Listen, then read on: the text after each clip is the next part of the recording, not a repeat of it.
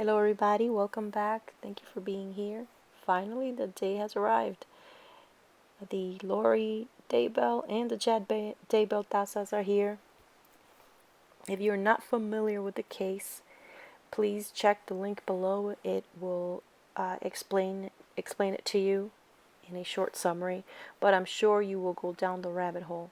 This story is so long, so complex, so convoluted that I would be here for hours and hours and hours trying to fill you in what happened. But we're at this stage now where I'm going to tell you what's going on presently. Chad and Lori are now in prison waiting trial. The trial is set for April 3rd, 2023. So basically, they killed their spouses and Lori's children for money, for insurance, and for their benefits, the kids' benefits that the Lori was receiving. And they made up this like cult, just a bunch of swingers, horny hornballs that were in killing people left and right for money. So, but to go down below, click on the link, and you'll get a better idea of the case. Okay, thank you. Lori Daybell and Chad Daybell, the Doomsday Couple. Here in the U.S., there's always some end of the world thing. That's just part of Americana. Almost all these religions believe that the end of the world is coming in 20 years ago, in 50 years ago, or in 5 years from now, or next year. So it's that sort of thing. It's just part of living here in America, I guess. And that's how they get you to join their religion. They put fear in you, and then they, charge you money to be part of their religion, make you tie, whatever they call that. So my tithing is helping the animals and helping people that need it. The animals need it more, and the elderly need it more, and the disabled people need it more than they do. Anyhow, so I think that's what it's all about, the money. So here it is. Anything happening closest to the handle will be happening the soonest. Here you have Lori. You see her blonde hair? She's actually put on some more weight. This is the prison that she's in. I think she might, you know how she has been deemed incompetent a few times, like she can't go to trial because she doesn't understand, so she's not able to have a trial. She might pull that again, that sort of thing. Or she might say, oh, I'm not feeling well, I'm physically ill. She's going to claim some sort of itis, appendicitis, pancreatitis, some itis. Something is going to happen with her. She's going to be faking like she needs to leave the prison for some reason or another, and she will be taken out again because they have to assure that that Lori can't turn around and her lawyers and say, well, she did say this, I have it documented here, so this trial, all these jurors' time, the judges' time, everybody's time just doesn't mean anything because she is not feeling well or she was incompetent. So they have to make sure that they take care of that. So that is what is going to happen. You see her facing this way from this prison. And there's some papers and stuff in her mind, and her hair like in the wind. It's going to be like windy there.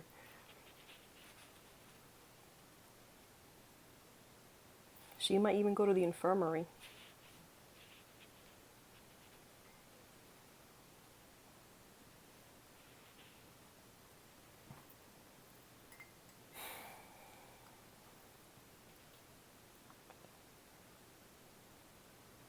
Some more papers and documents, more proof of stuff. Look at how everyone is involved with this woman. Where's Chad's? Let me show you Chad's. Do you see the big difference here? Look at Chad's. Look at Lori's.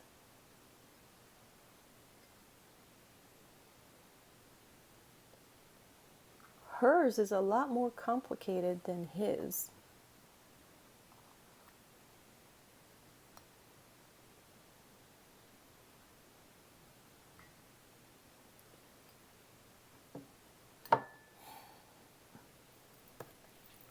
See all these people involved, the connection from her all the way out here. We don't know behind the scenes, but there will be a lot of issues going on, and there's going to be many precautions taken to assure that Lori and her lawyers can't invalidate this trial. These two sets of lawyers here are working together, and there's someone behind them, a third person behind them, so maybe they're aid. Then you have another set of lawyer here. This may be Chad's lawyers here.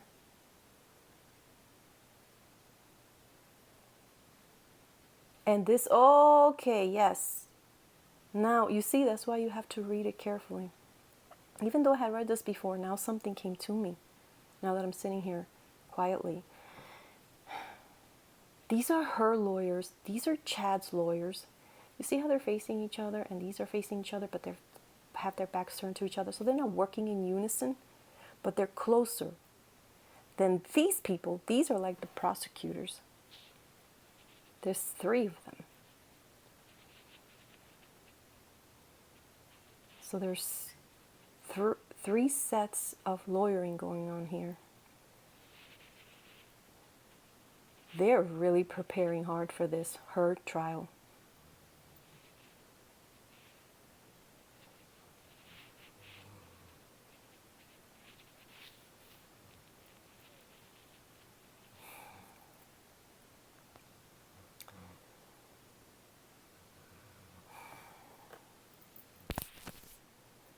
This is rough, guys. This is a rough reading. So if you're suffering from depression, this is trigger warning here, okay? If you're suffering from depression, if you're extremely sentimental, if you're not in the space now to hear extremely sad and devastating facts about what happened to the children, then please click out. Just come back for another video. Look, here I have the two kids. Let me put this close. You see how they're small? They look like children compared to these other people around them. I think the one in the front is JJ. The one in the back is Tylee.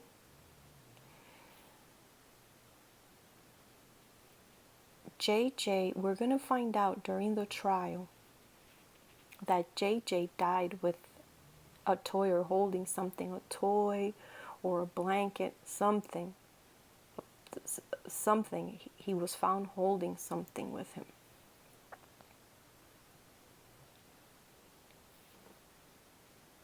And his body is complete. He's a little darker than her. He has darker hair than the one in the back. The one in the back, this is Tylee. She comes out like they don't have her whole body. You see that? They mostly have part of her body.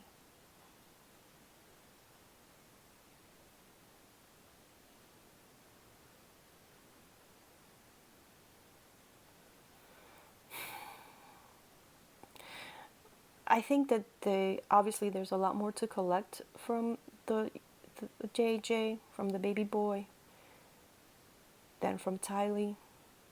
I think they burned her body. That's what the police say. They burned her body. But I think that there's... I'm so sorry. This is horrible. I think this on top might be the DNA. If you follow this case, you know that they're battling some DNA recovery. That might be that. But also, this could be a note or drawing or text or picture, something that one of the kids left, or a video, something that one of the kids left before they passed away. We might hear about that in the trial.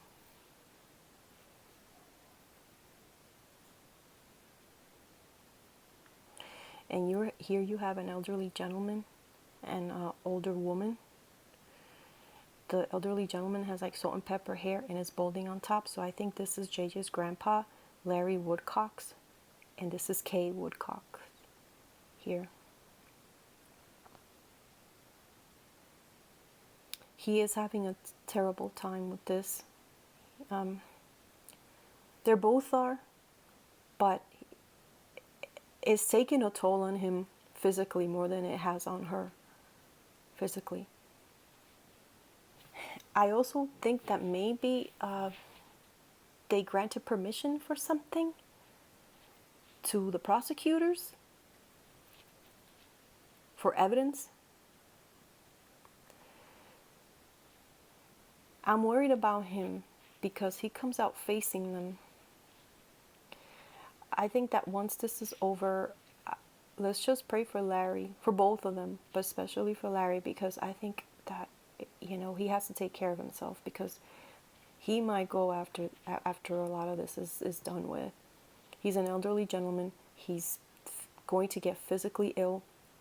There's going to be things on the trial that is going to be very hard for them. I hope they're getting therapy. Also, you see how they're both facing the children? It's like they're waiting. I know that they're waiting for their bodies because they have their bodies in Quantico.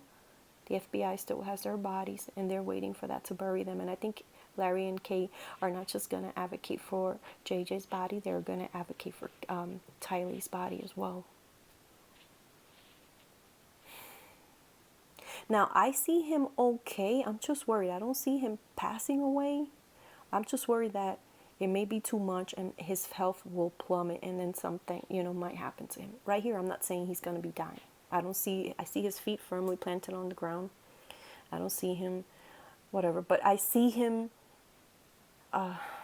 emotionally distressed, completely emotionally distressed here.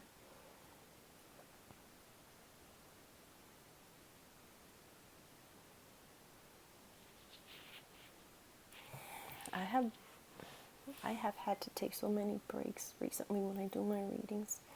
I wasn't like that before.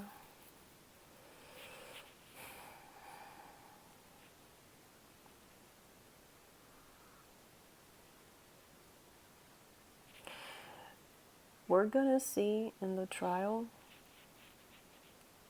they're going to bring in several people to testify.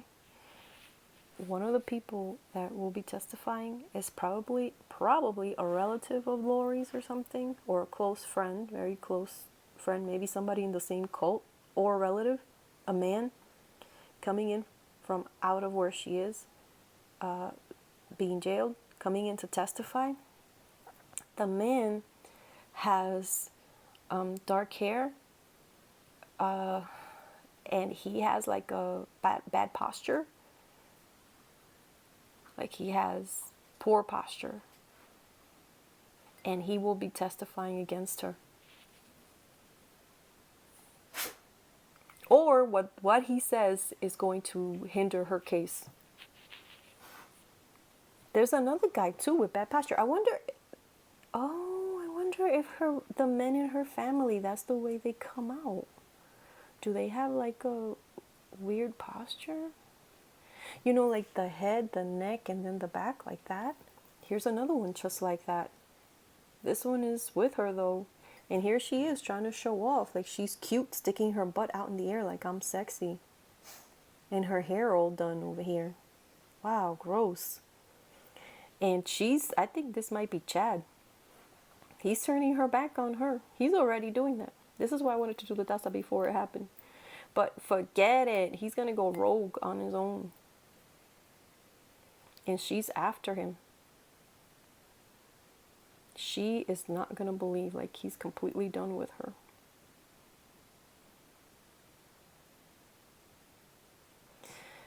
And I don't know if it's on the stand or there's going to be a pregnant woman involved in this trial, either as a witness or one of the prosecutors or one of the lawyers will be pregnant, or if one of the witnesses is going to be pregnant. But there's a pregnant woman that will be sitting down somewhere involved in this trial.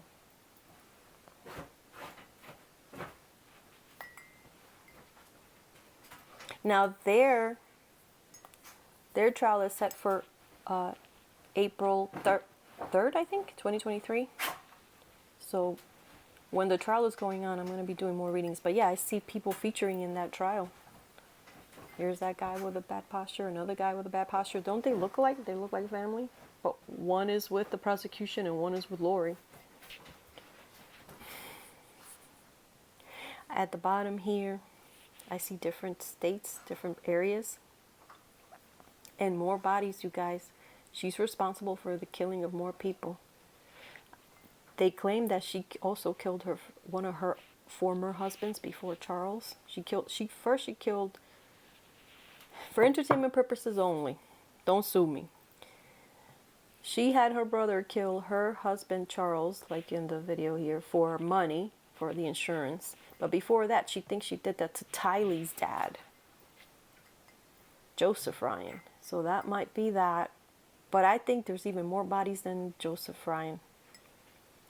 We're going to hear eventually down the line, unraveling, we're going to know about more bodies, that more people that have died because of them, that we don't even know yet. We're not even can't even talk today. We're not even suspicious yet. We don't suspect that these people were killed by them. We're going to find out about new people. So far, that's it. That's what shows up here.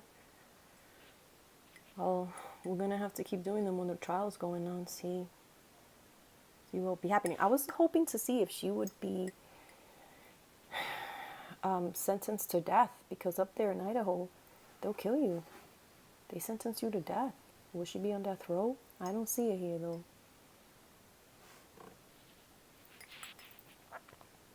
All right, so let me go to Chad's part 2.